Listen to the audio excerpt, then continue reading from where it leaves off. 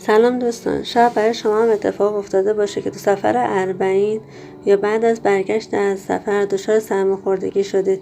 ما تو این ویدیو قصد داریم علت این مسئله و راه‌های درمان اون رو بگیم. خیلی فکر میکنن واقعا سرما خوردن و سراغ داروهای شیمیایی و یا سنتی سرماخوردگی میرن، ولی در واقع سرماخوردگی نیست، بلکه گرماخوردگیه که به شکل سرماخوردگی خودش رو نشون میده. چرا که تو اون گرما و تب و تاب و توان حرکت سرما جایی نداره که شما سرما بخورید. اگه دقت کنید میبینید آب بینی که میاد با سوزش همراهه، زرده، رگه های سبز داره، دهن تلخ میشه و علائم آنفولانزا و بدن کوفتگیه. اینا همه علائم نزله حاره، حرارتیه که بر اثر امتلاع بدن حالت سرماخوردگی ایجاد کرده.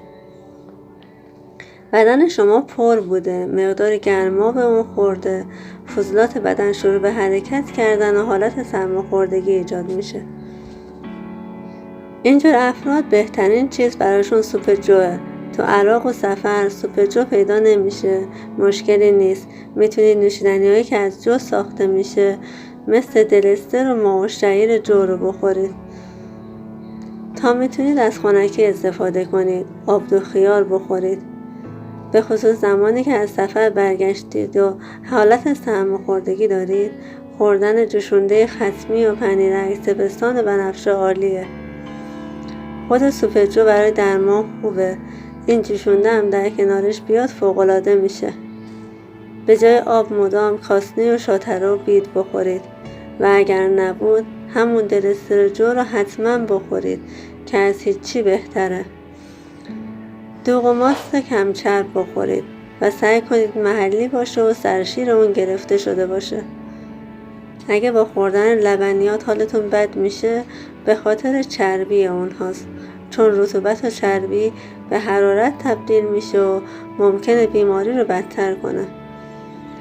اگه با خوردن داروها دلدرد شدید به خاطر سردی معده است و شما مشکل معده هم دارید و باید با عرق زنیان معده رو تدبیر کنید تا بتونید خنکی ها رو بخورید و بهتر خنکی هایی رو بخورید که با معده شما سازگاره.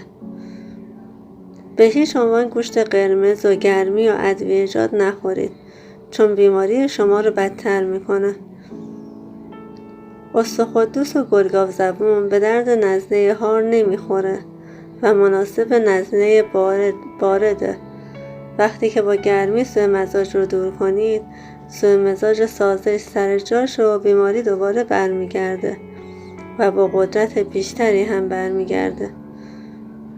در صورتی که همه تدابیر گفته شده رو رعایت کنید، خیلی زود خوب میشید و زبان کمتری از بیماری رنج میبرید. دوباره مشکلی که با من در سفر با اون درگیر هستید به هم ریختگی گوارش و اسهاله. این نوع اسهال دو نوعه. یک نوع اون به خاطر در همخوری و پذیرایی خوب عراقی ها صورت میگیره. دومین دلیل اسهال هم به خاطر گرمازدگیه.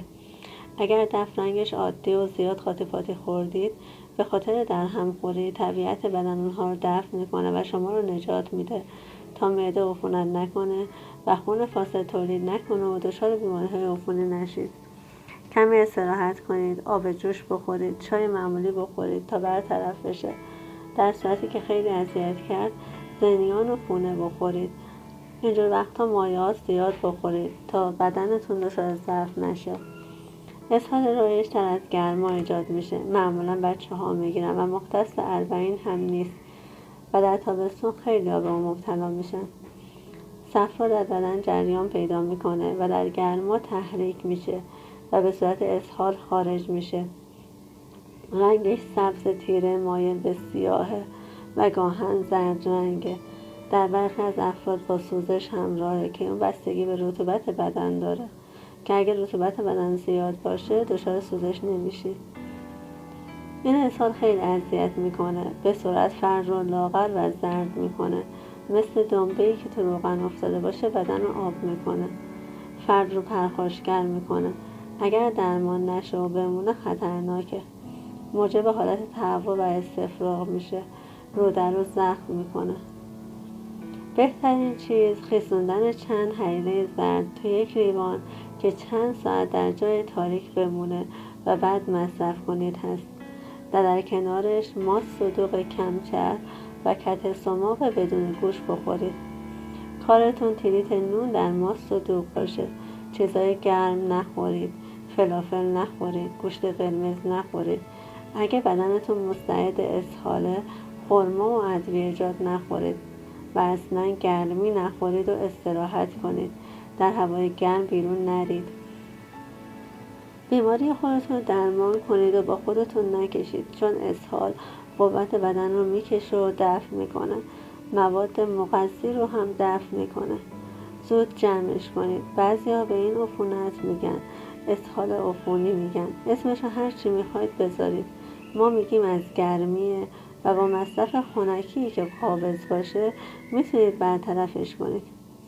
بعد از خوب شدن با داروی خنک کبد رو پاکسازی کنید که البته این رو تو ویدیوهای بعدی براتون بازگو میکنیم. کبد که خنک بشه دیگه مستعد استفراغ و اسهال صفراوی نمیشید. امیدواریم که مطالب براتون مفید باشه. خوشحال میشیم که نظرتون رو برامون بفرستید.